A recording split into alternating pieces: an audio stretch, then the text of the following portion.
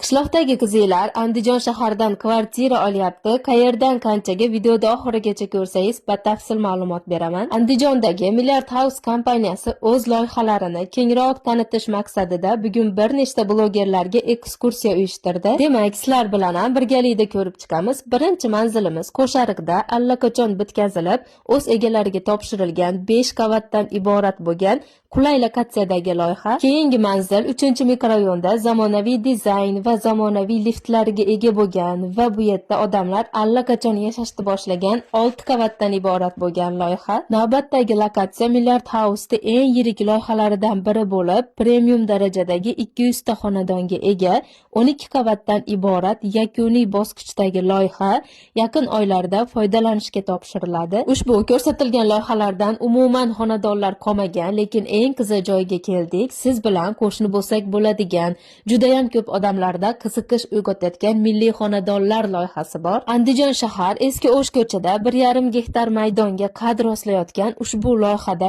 400 dan oshiq biznes klass toifasidagi xonadonlar mavjud bo'lib, boshlang'ich to'lovi atiga 10%, qolgan to'lovlari 72 oyga bo'lib foizsiz to'lanadi. Ikki xonali uylarda oylik to'lovi 4,5 million so'mdan boshlanadi. Hujjatlarga kelsak, hammasi joyida. Xonadon xarid qilish uchun ushbu manzilga tashrif buyuring. Milliard House'da sotuv ofisi manzilini tushuntiraman. Andijon shahar Eski O'sh ko'chada Toshkent Premium to'yxonasini orqa tarafida.